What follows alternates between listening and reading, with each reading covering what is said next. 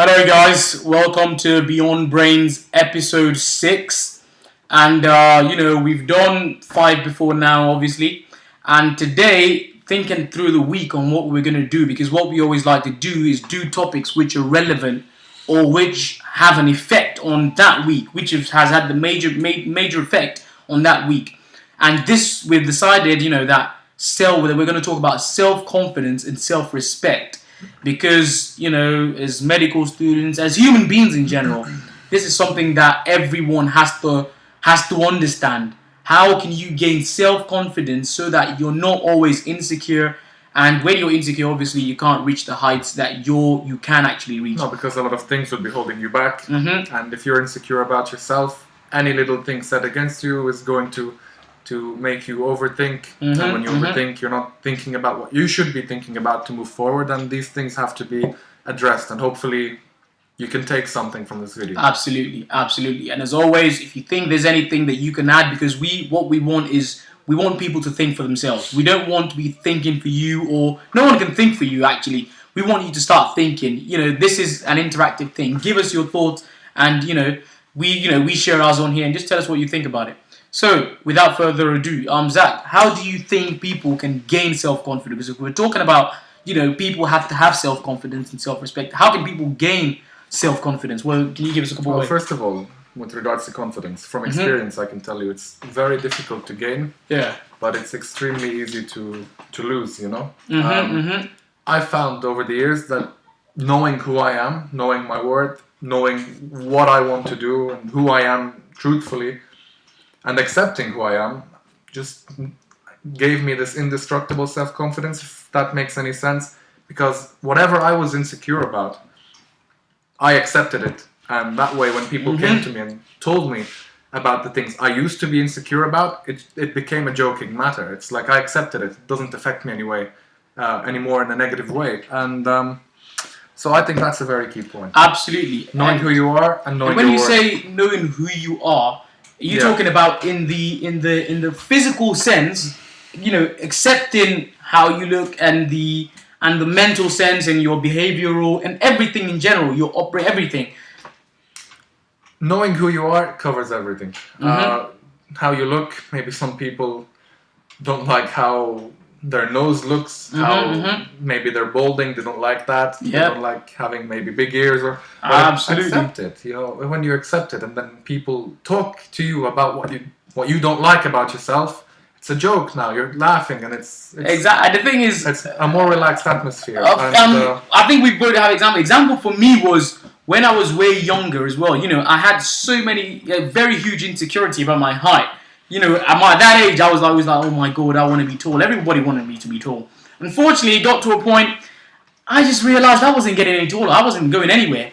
And, for a while, whenever people would, joke about it used to hurt a lot. But after a while, I just went, I accepted it. This is who I am. And to be honest, it's given me so many advantages in life. So at the end of the day, when you get to the point where you're able to then joke about your insecurities, before people, be honest with yourself. When you look at yourself in the mirror and you go, man, I have a big nose, man. My nose is so damn big. But you know what? I love it. Exactly. Yeah. That kind of, and just being honest with yourself, because I know there's loads of people, they look at themselves in the mirror and go, oh my god, I just look great. But the thing is, there's that insecurity. You kind of go, my ears are just a little bit big, but, I don't think it's that bad. So admit to yourself about the insecurities, and once you admit it, then you can accept it, and then you can joke about it. And when other people laugh about it, it doesn't hurt anymore. So what we said there should allow them to have an indestructible level of self-confidence. It would, man. Because I think the only thing that can destroy someone's confidence is when it's personal. It's when it's personal. It's not about talent. Because if you do something and you do it to a really good level, that means you can do it again and you can do it better. Even if the next time you do it, it's not as good as the time you did before. But you've reached that level, you can do it again. Whereas if it's personal, I think people are more affected by that. I think that's what can destroy their confidence. And so hopefully that's confidence dealt with. The other point which we wanted to take care of was self-respect. Self-respect, especially within, let's say, our university, because that's where we see the biggest, you know. That's our life, basically. Exactly. We spend, you know, most of the day there, but at least more than half of our day in uni. Yeah. I think it would be fair to say that a lot of people in university and a lot of people in our year seem to lack that self-respect. Do you agree? And Absolutely. if you do, in what way do you think they lack that respect, and how can they Exactly. improve themselves? And you know, I think a very good point. The way one thing, you know, the way you treat yourself, the way you carry yourself. There's a saying: how you dress is how you're going to be addressed. It doesn't just stick with physical clothing, but everything in general. So how you carry yourself, how you talk, how you conduct yourself in class, how you conduct yourself outside of class, how you conduct yourself in tough situations when, you know, or say when someone has just angered you. How you conduct yourself generally determines the respect you earn from other people. So it's very important, you know, for people to really focus and try to improve on how they conduct themselves in all of these situations. So say you always go to class. You're never ready for any seminar. You always get, you know, you're always late. What do you think is going to happen? The teacher's going to take you for a fool. And then they question people who actually do the work, people who actually go to class. They question, they start being like, why does that teacher like this guy or this girl Exactly. more than us? So, Thank you, good point. And then you have some people saying, oh yeah, he's a teacher's pet. Yeah, he's always, you know, kissing the teacher's ass. No. He's not kissing the teacher's ass. He's just got enough self-respect for himself that he's diligent enough to get in the work, get there on time. Now the teacher has noticed this and seen that this student is a hard-working student. Yeah. And it's natural. You start Absolutely. attracting positivity. It's just what it is. and then when the teacher starts expecting more from you, that puts pressure on you to start performing every week and to a much higher level than what you maybe have intended for. And working very hard and then eventually seeing that you've made your teacher proud of you. There's no better feeling in university, in my opinion. Exactly. I can speak about myself. You can as well. Last year with Lanjov, for me this year, Exactly. And knowing that I did a good job with him, especially him. You know, this guy's very strict. You know what he's like. Everyone knows what he's like. He expects big things and he expects perfection. every week. Absolutely. And I'm not saying I'm your perfect. knowledge must be perfect. I'm not perfect every Yeah. week, but I think I do a good job. And you know, you basically, and that's why, you know, don't hate on people who teachers like. Ask yourself, why does that teacher like that person? And I can guarantee you, 99 times out of 100, it's you. it's just because of how you behave in the lesson.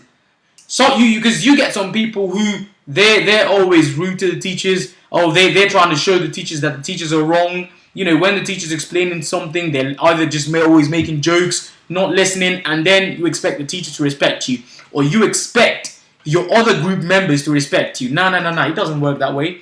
You can't eat your cake and have it. So the thing is, you know, give the kind of respect you want, the kind of respect you crave from people. You've got to earn it. Respect is something that is earned, and it can't just be bought or just, you know, expected. You don't just get it. Absolutely. And in the majority, again, I can speak about people I know and I'm quite close with. I see that a vast majority of them are starting to become a bit more careless with regards to seminars, especially. Ignore lectures, seminars. It's just Because it's only Bulgarian. Let me just it's get only- inside it, guys. I know we're saying think for yourself, but this is one of those moments. Don't think. Go to all your seminars. If you study at the Medical University of Sofia, go to all your seminars. Don't miss one. What were you saying? You see, we're saying your friends have started taking seminars a bit more. Not my carelessly. friends, like people around me. people They don't you know, have to be yeah. friends. I just know them, and Generally, they worked much harder in first year than this year. Let's say. That's what I'll say, and I feel that people who worked very hard in university, a handful of people which I know, I think those people are looked down upon as in, oh, those people are boring. Those people. Exactly. Oh, don't sit beside him. He's not going to joke around in class. Don't sit beside her because she's really boring. That I think those people. It's not they're boring. I think those people are the strongest people in the university. And those you know, people go on. What I found is those people. The thing is, when you're at the top is a very lonely place. So when you work hard, when you study hard, you gain self-respect and you're at the top. It's a very lonely place and no one wants to be up there with you. Everyone wants to be with the guys who everything's happening with. The guys who are always going out. The guys, not that going out is bad. It's not But bad. the guys who are always, carefree. That's what everyone wants. Now, if you're that kind of person that you want lots of friends and you want everyone to like you, well, the top end for you, not everyone's, can get there. Everyone can get there, but not everyone's going to be there. So if you want loads of friends, well, settle for mediocrity and just be there. That's all right. You can get someone else patting you on your head. They're their little boy. But if you want, top success, you're going to have to let go of all of that stuff. And if you're in the class and you find that everyone all of a sudden considers you as boring and, they don't want to hang with you, I promise you, when the time is up, when your 6 years are done here, when you start working and you use the same mentality that has carried you successfully through medical school, throughout in every area of your life, you'll be at the top. And the people who are laughing at you back here at uni, they're not going to be as high as you are. It's a guaranteed. And look, I know when we say things like that, it sounds as if maybe your dad is talking to you or whatever, but it's the truth. And no, we're friends. We're friends. Exactly. We're pretty much colleagues, and that's, Yeah, and I have friends of mine as well who have graduated. And these people, few of them, I have to say, work diligently, focused, like they put university and work ahead of everything else. Yeah. I'm not saying they didn't have fun. They Exactly. had fun, Of they course. enjoyed their life. They said to me, university life was the best part of their lives. But they worked very hard and they made sure they got really good grades week in, week out. And these people now, 3 years, 4 years on, are doing extremely well. Relative to other people who were messing around a bit more, still they got through it, So fair play to them. They got through university and whatever, but they're struggling, they're not earning as much as those other exactly. guys. Those are the guys who were really focused. That's and if you're focused on money. And yeah, I think work ethic starts now. It doesn't start when you graduate. It starts It's now. a building process. It's a learning process. You And have not just to with start medicine. now. Like for us, I can speak about you and I. In first year, when we went karting for the first time in Ringmall, my time was a 52 and his was, I think, a 57 or something. Him and I, after that first session, we were easily, I was at, 7-8 seconds off number one position, and he was at 10. 10. Yeah. We looked at each other in the eye after that first time, and we were like, within 6 years, you and I are going to be the top 2 in this country. And now we're in the top 200. 200, yeah. We're getting closer, and we believe that. We're working. Okay, it's fun, it's outside of university, but in our spare time, because we're passionate about this and about reaching this goal, And focused. we're working towards it. We're analyzing ourselves, seeing where we can improve, where we can gain time. And obviously, some things we think would gain us time tends to lose us time. And, very few. And it's the same thing in life. You have to be very patient. You need to be very patient. The techniques are all in front of you. It's just you need to find them. You need to find them. And when you find these techniques, everything can come together and you can eventually reach your goal. Now, I don't think anything's perfect. I think life is about imperfections. And each imperfection, like now without experience, you pick these imperfections and they give you a particular result. Later on with experience, you realize other imperfections will give you a better result. And that keeps And that's happening. how you improve. Because if you say something is perfect, that's the limit. Nothing's that's it. ever perfect. Nothing- Absolutely.